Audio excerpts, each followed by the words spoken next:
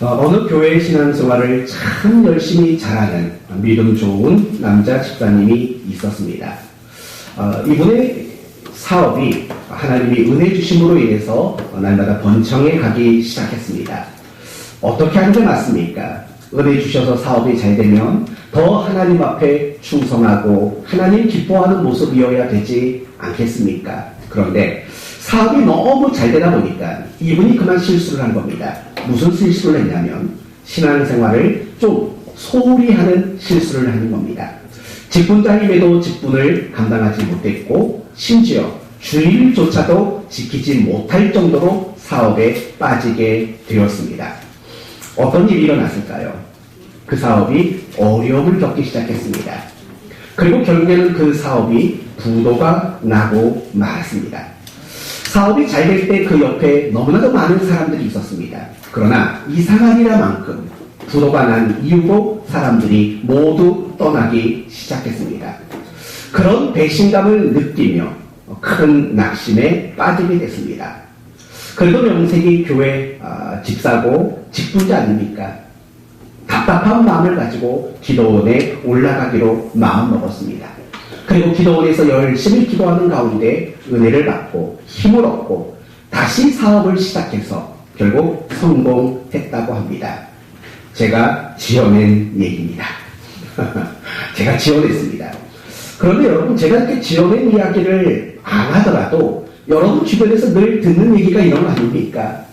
신앙생활 소홀히 했다가 하나님께 얻어맞고 다시 정신 차리고 하나님께 돌아왔다. 뭐 이런 얘기는 여러분이 수없이도 많이 들었을 겁니다.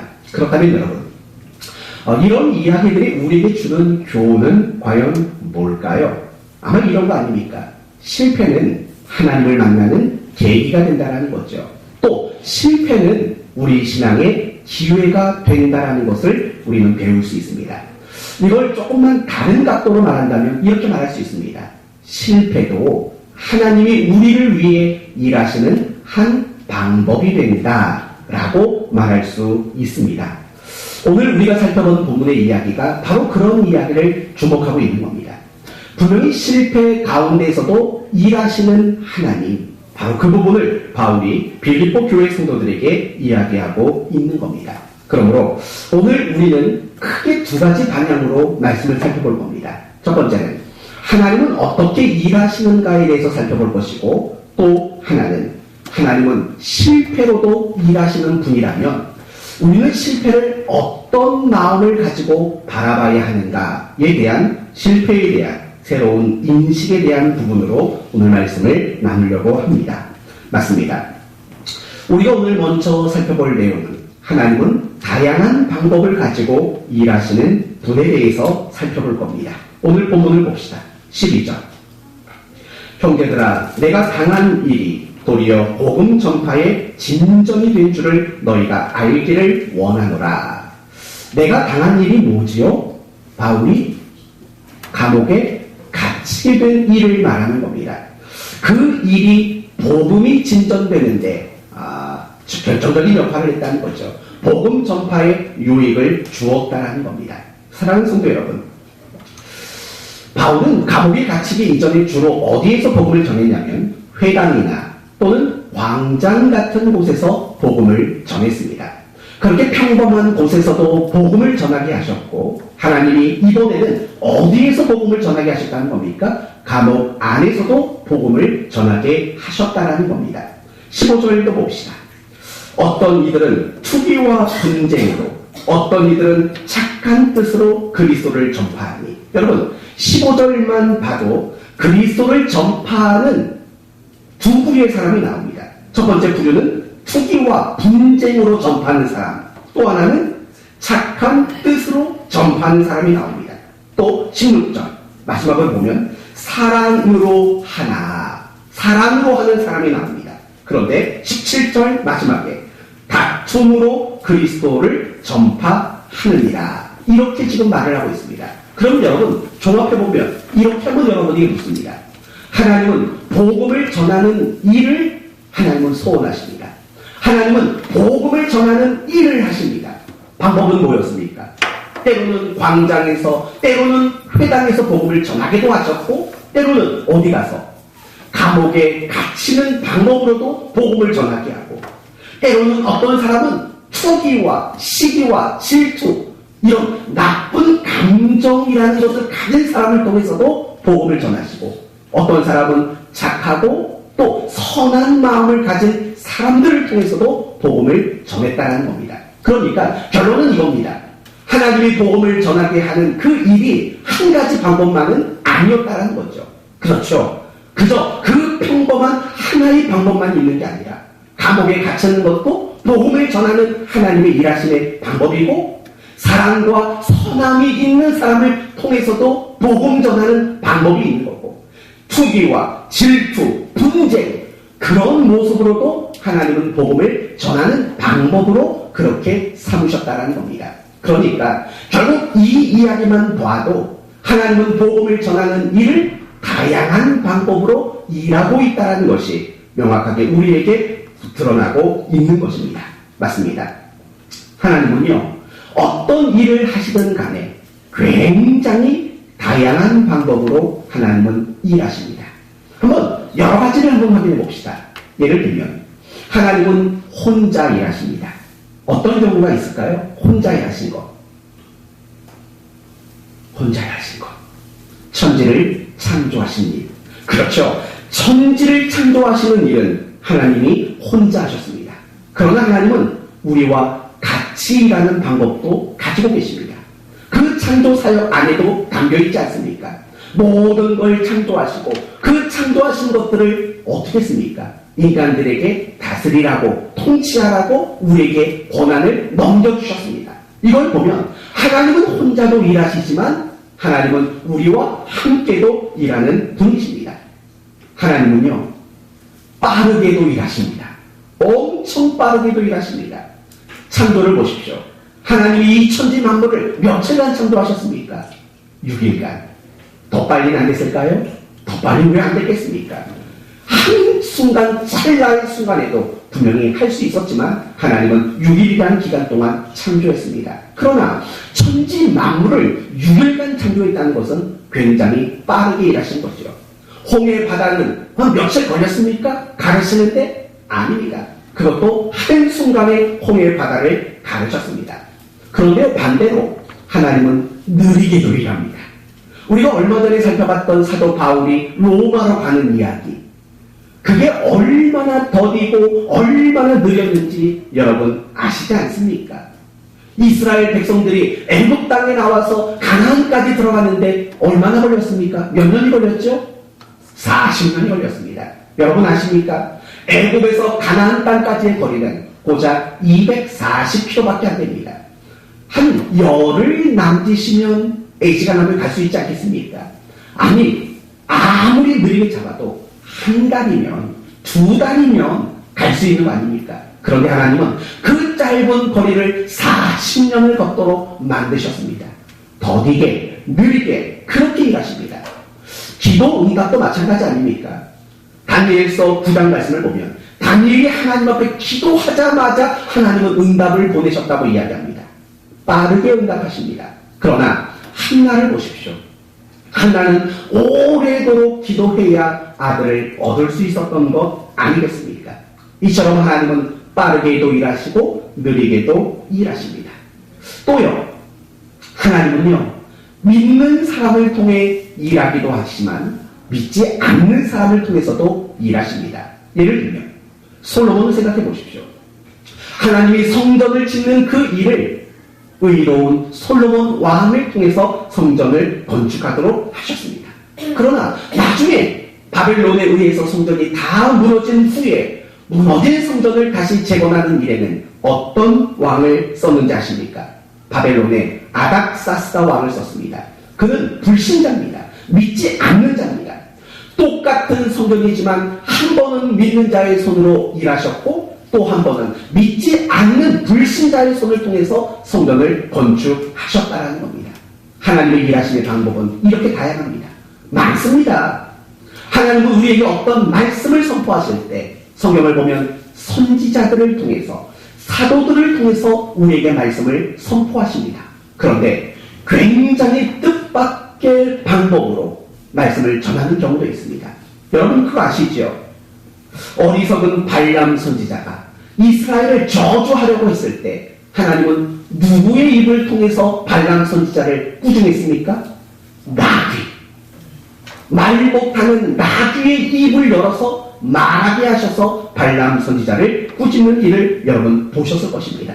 하나님은 그렇게 다양하게 일하시는 겁니다. 하나님은 부자를 통해 일하십니다. 아리마대 요셉. 그러나 가난한 사람을 통해서도 일하십니다. 사마리아에 있는 여인. 하나님은 그 밖에도 건강한 사람을 통해서도 일하십니다. 삼손 같은 사람. 얼마나 건강합니까? 건강이 넘친 거 아닙니까? 그런데 병든 사람을 통해서도 일하십니다. 사마리아 성에 있었던 4명의 문둥병자. 하나님은 건강한 사람만 쓰는 게 아니라 병든 사람도 쓰시는 겁니다. 여러분 가운데 아프고 연약하고 병들어서 마음이 괴로운 분이 계십니까? 걱정하지 마십시오. 그런 여러분도 하나님이 얼마든지 쓰시기 때문입니다. 하나님은 권세 가진 사람을 쓰기도 하십니다. 그러나 반대로 아무런 힘과 권세가 없는 사람도 쓰시는 방법으로 일합니다. 어딜 뿐입니까?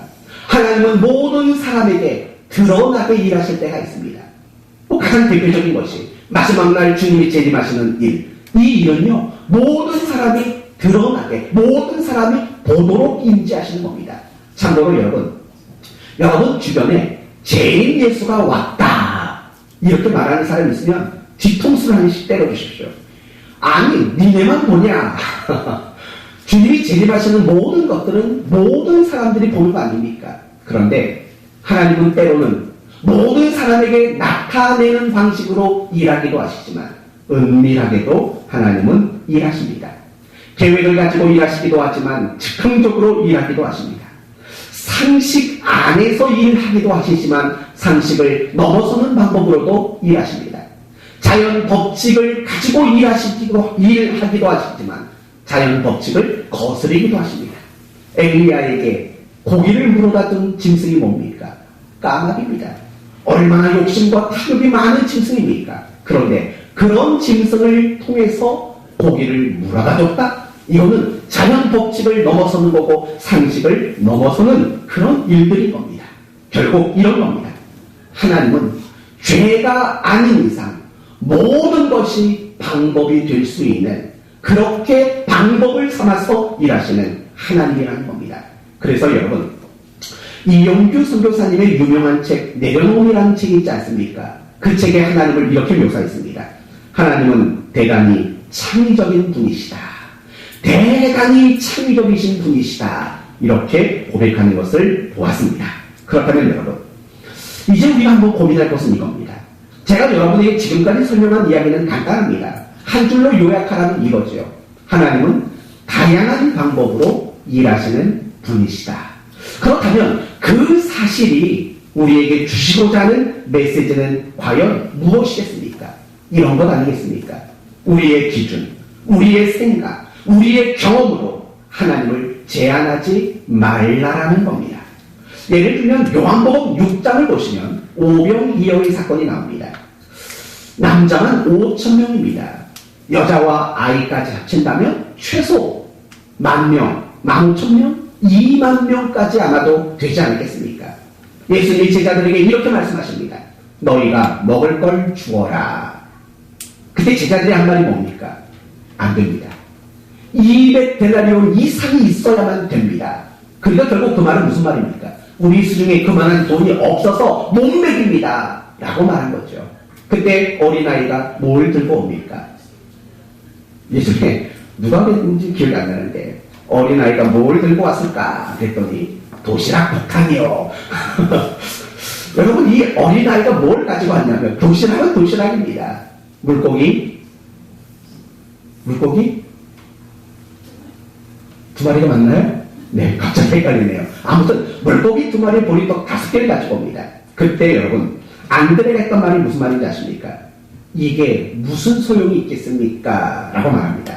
이런 말이죠. 아니 애 하나 먹기에도 부족한 이 도시락을 가지고 여기 있는 사람들을 다 먹인다고요? 불가능합니다. 이렇게 가능한 겁니다. 여러분 결국 이 제자들의 실수는 뭔 것 같습니까? 자기 기준, 자기 생각, 자기의 경험으로 안 된다고 말한 겁니다. 결국 그 안 된다는 게 문제가 아니라 예수 그리스도의 능력까지 제한한 거 아닙니까? 그때 주님이 말씀하십니다. 앉혀라. 그리고 니네가 나눠줘라. 결국 어떤 일이 일어납니까? 모두가 배 터지도록 먹고 12바구니가 남게 된 일 아니겠습니까?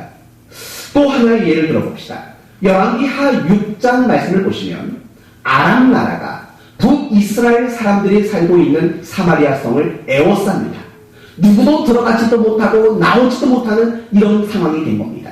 그러다 보니까 뭐가 다 떨어지겠습니까? 양식. 먹을 양식이 떨어져서 굉장히 심각한 기아 상태에 빠지게 됩니다. 지금까지 쳐다보지도 않았던 나귀 머리가 비싸게 팔리고 심지어 비둘기 똥까지 판매가 되는 이런 지경에 처하게 되었습니다. 그때 열왕기하 7장을 보면 엘리야가 그 사마리아 성 사람들에게 말합니다. 내일 이맘때 너희들 진짜 원 없이 먹을 거다. 뭐 이런 식으로 이야기를 합니다. 그때 한 장군이 뭐라고 말했냐면 이렇게 말했습니다. 여호와께서 하늘에 창을 내신들 어찌 이런 일이 있으리요? 라고 엘리사를 조롱하게 됩니다. 그런데 어떻게 됐습니까? 결국 정말 엘리사가 말한 그대로 그 다음날 놀라운 일이 났습니다. 아람 군대가 환청을 듣는 겁니다. 엄청난 군대가 이 사마리아 성 이스라엘 사람을 돕기 위해 오는 그 말발자국 소리 같은 이 엄청난 환청을 듣게 하나님이 만드신 겁니다. 기겁을 하죠. 모든 양식, 모든 보물, 모든 짐승을 다 놓고 그냥 도망가 버린 겁니다. 그리고 그 결과 엘리사의 예언대로 사마리아 성 사람들이 배부르게 먹는 일들이 일어난 겁니다. 여러분, 이 장관이 왜 그런 말을 했을까요? 하늘에 창을 내신들 자기 기준, 자기 생각, 자기 경험으로는 안 된다는 겁니다. 하나님을 제한하고 있는 거죠. 사랑하는 성도 여러분, 혹시 그 제자들의 모습이 여러분은 아니십니까? 혹시 그 장관의 모습이 여러분의 모습은 아니십니까? 하나님은요, 우리가 생각하지 못한 방법으로, 우리가 조금도 예측하지도 못했던 방법으로 얼마든지 하나님은 일하시는 분 아니십니까? 그런데 우리는 늘 어떤 현실에 처하면 대번에 내 생각에는 안 될 것 같고 내 방법에는 방법이 없을 것 같고 내 생각과 내 방법을 전부라고 착각하는 이런 실수에 빠질 때가 얼마나 많은지 모릅니다.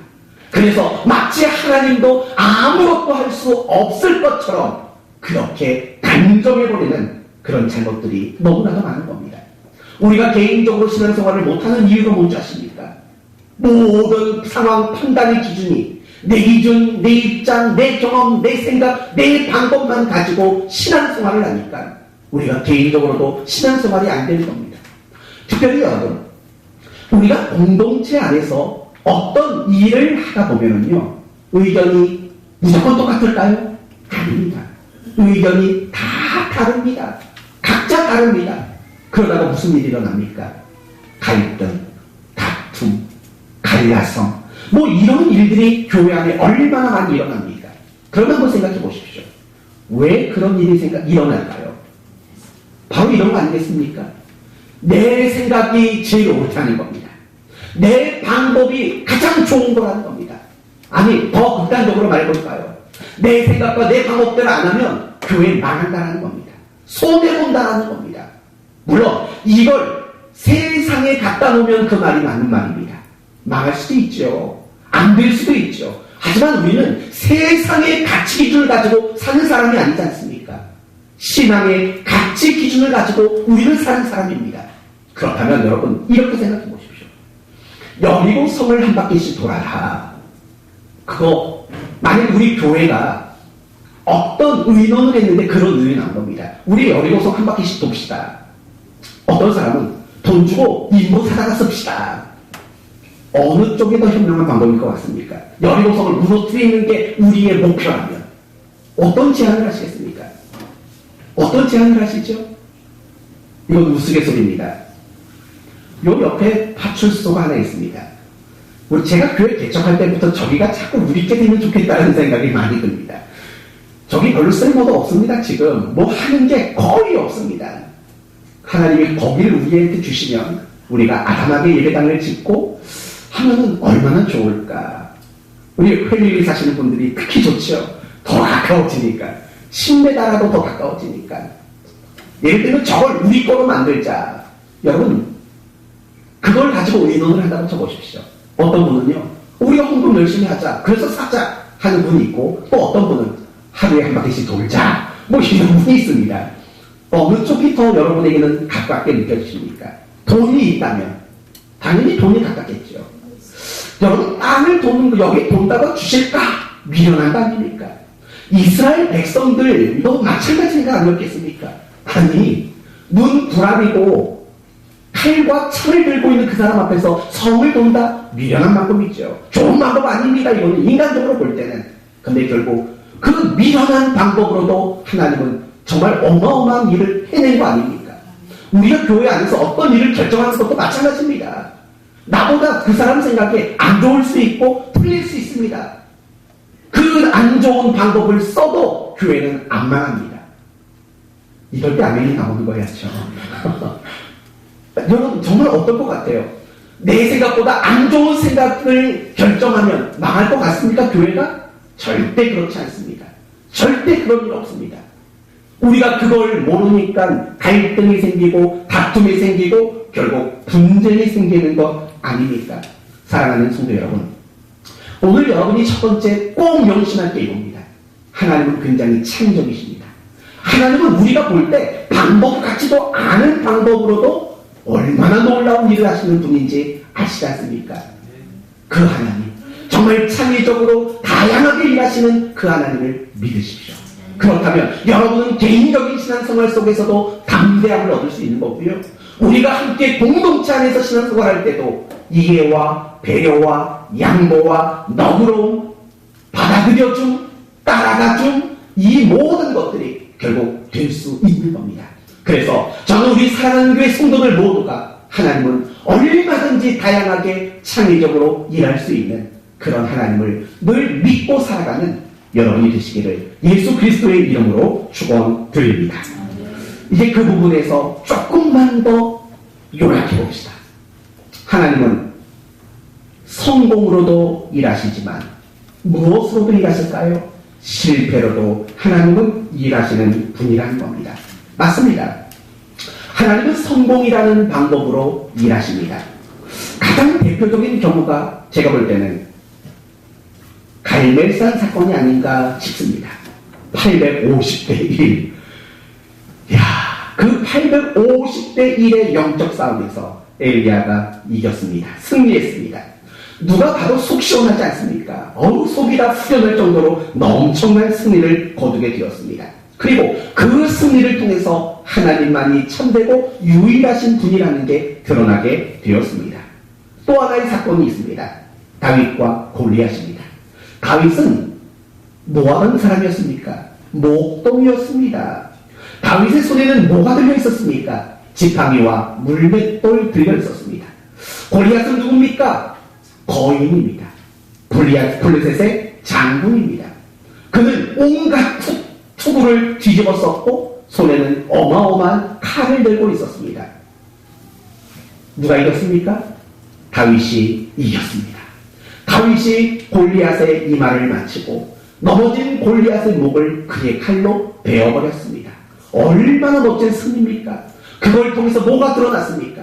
전쟁은 하나님이 주관하신다라는 것.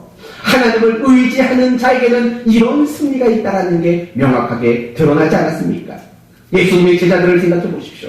그들이 전도 여행을 갔을 때 그들이 행한 일들이 뭡니까? 귀신을 쫓아내며 병든 자를 고쳐내는 일, 많은 기적들을 내겠습니다. 승리라는 방법이죠. 그걸 통해서 하나님의 나라가 이렇게 권세 있다는 게 드러났고 제자들에게 권세를 하나님이 더 인정시켜 주신 건 아닙니까? 이와 같이 하나님은 성공과 승리라는 방법으로 일하십니다. 그리고 우리 모두도 신앙생활하면서 늘 기대하는 일하심의 방법은 어쩌면 성공과 승리의 방법이 아닌가 생각을 해봅니다. 그래서 우리는 종종 하나님께 딜을 합니다. 하나님, 잘 되게 하시면 이렇게 하겠습니다. 그렇죠? 또 이런 거 있지 않습니까? 하나님 성공하면 하나님께 영광 돌리겠습니다. 여러분 이 말도 틀린 말은 아닌데 엄격히 말하면 이 말은 50점짜리 말입니다. 성공해서 하나님께 영광 돌리겠다. 그것과 무엇이 더 하나가 더 붙여져야 합니까? 실패해도 하나님께 영광을 돌리겠습니다. 해야 하는 것이 맞습니다. 이유가 뭡니까? 하나님은 성공과 승리라는 방법을 통해서만 일하는 게 아니라 하나님은 실패라는 방법으로도 일하는 분이기 때문 아닙니까? 오늘 본문의 이야기가 바로 거기에 있다는 겁니다. 사도 바울을 보십시오. 그는 지금 감옥에 갇혔습니다. 여러분 감옥에 갇혔다는 것은 인간적으로 봤을 때 성공입니까? 실패입니까? 그건 100% 실패입니다. 그런데 그 실패라는 방법을 통해서 복음이 증거된 거 아닙니까? 바울이 갇혀 있었던 감옥은 아마 이런 제도가 있었을 겁니다.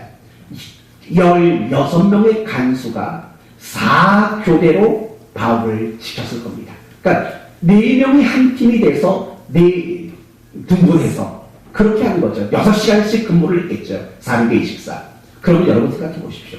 하루 이틀 감옥에 갇혔던 게 아니지 않습니까? 이 6명과 하루에 4명과 6시간씩 계속 같이 있는 겁니다. 무슨 얘기를 했겠습니까? 고향이 어디예요? 뭐 이 얘기부터 결혼했어요? 뭐 이런 얘기부터 뭐 하다 왔어요? 뭐 이런 것도 나와지 않겠습니까? 그리고 이런 걸 하다 끝에 할 말이 없으면 그때 뭐가 나왔겠습니까? 근데 당신 예수 알아? 이 말이 나왔던 거 아닙니까? 그래서 그 4명씩 6시간의 그 기간 동안 계속 복음이 증거된 거 아닙니까? 그래서 그 복음이 감옥 안에 가득하게 됐고 열매가 맺혔다고 말하지 않습니까? 다시 결론은 그겁니다. 바울이 감옥에 갇힌 건 실패입니다. 물론 이게 하나님 편에서의 실패가 아니라 우리 인간이 보기에 실패라는 겁니다. 그러니까 빌립보 교회 성도들이 걱정한 거죠. 실패라고 여겨졌으니까. 그러니까 바울이 실패가 아니라고 편지를 쓰고 있는 거죠. 실패를 통해서 하나님은 복음이 감옥에 증거되는 일을 이루신 겁니다. 요셉을 생각해 보십시다. 미움받았습니다. 노예가 됐습니다. 억울한 누명을 썼습니다. 감옥에 갇혔습니다. 이것도 인간적으로 본다면 그의 인생은 실패 아닙니까? 그러나 결국 그 실패를 통해서 하나님이 하신 일이 뭡니까? 사람들을 기원해서 구원해내는 일을 하신 거 아닙니까? 그 하나님의 백성의 뿌리가 되었던 아브라함, 이삭, 야곱의 후손들을 지키는 일을 하신 거 아닙니까? 실패로 보이는 그 일을 통해서 하나님은 일하셨습니다. 출애굽 사건을 생각해 보십시오. 하나님은 이스라엘 백성들을 애굽 땅에서 나오게 하시기 위해서 몇 가지 재앙을 내리셨습니까? 10개입니다. 이거 실패 아닙니까? 언뜻 보면 10가지 기적이 일어났네 생각할 수 있지만 여러분 첫 번째 재앙이 내렸을 때 바로 이스라엘 사람들이 애굽 땅을 나왔다면 나머지 9개가 왜 필요했겠습니까? 당연히 필요 없죠. 그런데 10번째 재앙까지 쏟아졌다는 것은 어떤 면에서는 9번의 실패라고밖에 말할 수 없는 것 아닙니까? 그러나 결국에는 그 실패로 보이는 지난 9번의 모든 사건들이 애굽 땅에 있었던 많은 우상들에게 벌을 주는 사건 아니었습니까? 그리고 하나님만이 참되고 유일한 분이라는 게 드러나는 거 아닙니까?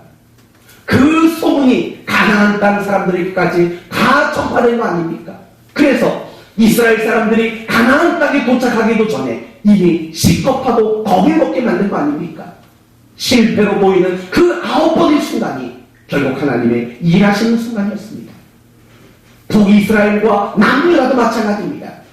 북이스라엘은 BC 722년에 멸망했습니다. 아수리에 의해서.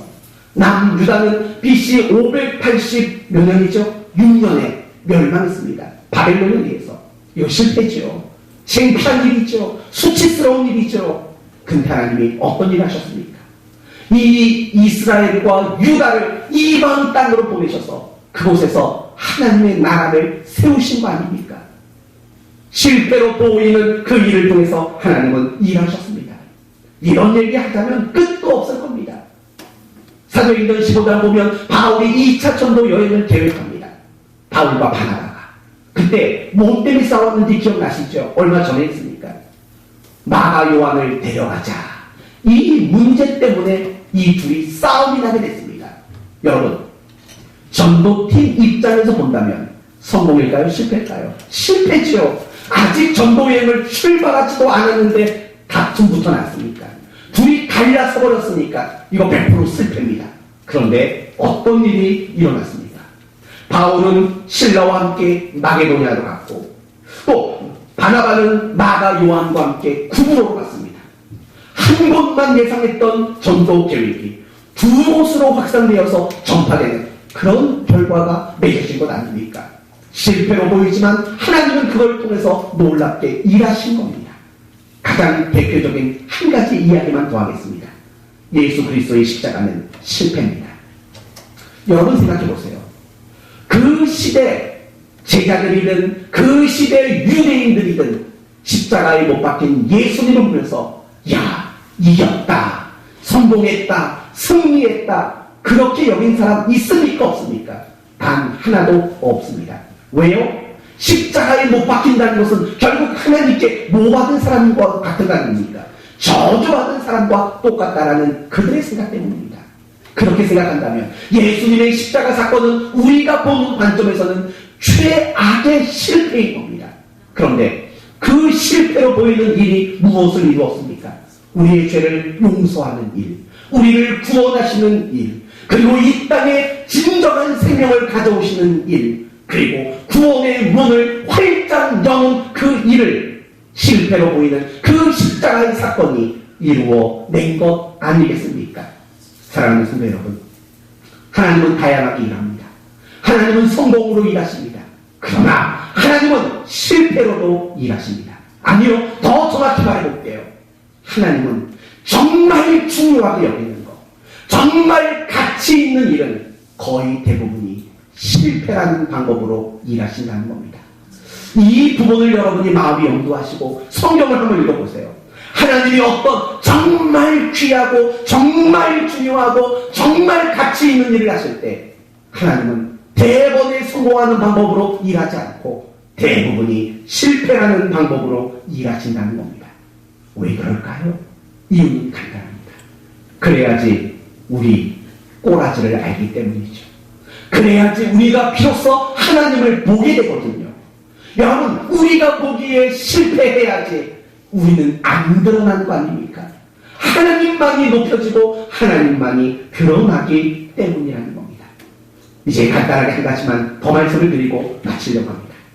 우리도 인생을 살다 보면 실패라고 느껴지는 순간 있을까요? 없을까요? 많습니다. 저도 교회를 섬기면서 내가 실패한 거 아닌가 이런 생각이 드는 순간이 왜 없겠습니까? 여러분, 연세 있으신 분들은 그럴 겁니다. 몸이 자꾸 아프고 자꾸 괴로우면 내가 뭐 실패한 게 아닌가, 내가 건강관리 실패하는 게 아닌가 이런 생각이 들지 않습니까? 사업하시는 분 사업이 안 되면 나 망한 거 아닌가, 실패한 거 아닌가 이런 생각 들지 않습니까? 내 길이 갈수록 막히고 하려고 하는 일들이 안 될 때마다 우리는 실패라고 느끼는 순간이 있습니다. 그러나 명심하십시오. 하나님은 무엇을 가지고도 일하신다고요? 실패를 가지고도 하나님은 일하시는 분이십니다. 그렇지 않습니까? 실패를 가지고 일하는 겁니다. 그러므로 여러분이 지금 소원하고 기도하는 그 일 절대 포기하지 마십시오. 끝까지 그것을 붙들고 기도하고 노력하십시오. 그게 실패로도 일하시는 하나님을 믿는다는 증명이 될 겁니다. 여러분, 홈런 잘 치는 사람들의 특징이 뭔지 아십니까? 남자분들은 알 거예요.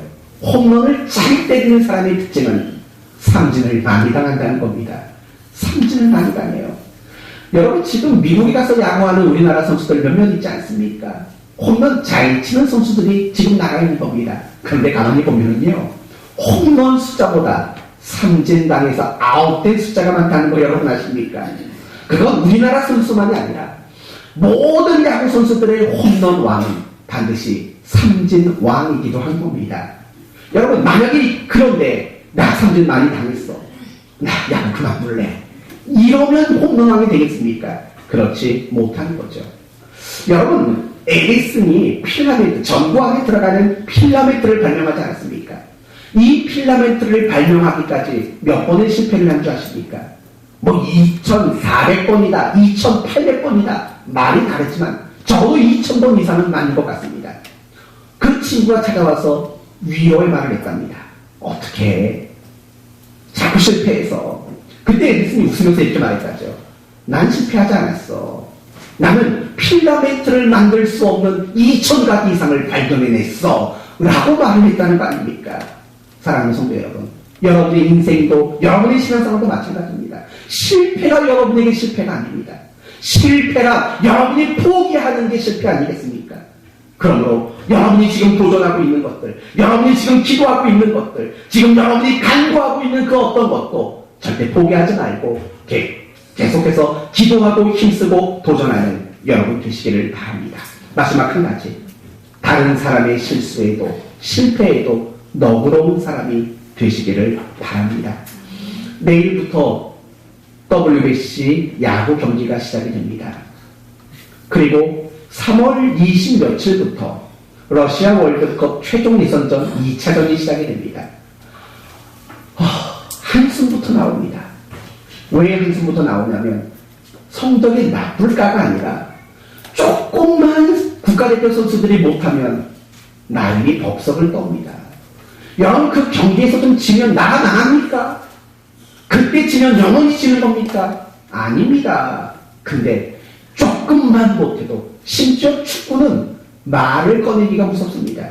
비기기만 해도 욕을 하더라고요. 비기기만 해도. 이게 뭡니까? 여러분. 그런데 그게 우리 어떤 믿지 않는 사람들 얘기가 아닙니다. 결국 우리 얘기하는 겁니다. 우리도 신앙의 공동체 안에서 누가 실수하면, 누가 좀 못하면 도끼는 붙듭니다. 그리고 송곳니를 드러냅니다. 으르렁거리기 시작합니다. 여러분 제발 그러지 마십시오. 아니 하나님이 실패로도 일한다는 것을 믿는데 왜 실패하고 실수한 사람들에 대해서 너그럽지 못합니까? 참 이상하지 않습니까? 그래서 저는 여러분 모두가 오늘부터 송곳니를 다 뺐으면 좋겠습니다. 제가 축구 하나 좀 소개시켜 드릴까요? 성도 한 10% 20% 해준답니다. 소개해 드릴까요? 다 가서 송곳니 좀 빼봅시다. 으르렁거리시지 말게끔 너그러워지십시오. 누가 못해도 괜찮아. 껄껄껄 허허허 실실실 이것 좀 해보십시오. 이게 믿음이지. 내가 3시간 4시간씩 기도하는 게 그게 진짜가 아니거든요. 아니 그것도 진짜인데 그것도 진짜인데 그거 진짜인데 진짜가 아니고 송곳니 안 드러내는 게 진짜라고요. 알겠어요? 모르겠어요? 알겠죠? 네, 여러분 너그러워지십시오. 제가 앞으로 설교를 좀 못하더라도 너그럽게 네, 그렇게 너그럽고 관대하고 온유하고 좀 따뜻한 여러분이 되는 게 실패로도 일하시는 하나님을 믿는다라는 또 하나의 증명 아니겠습니까?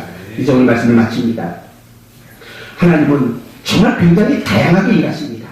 우리가 생각할 수 없을 정도로 창의력을 가지고 하나님은 일하십니다. 성공만 가지고 일하는 게 아니에요. 실패라는 것을 가지고도 하나님은 일하십니다.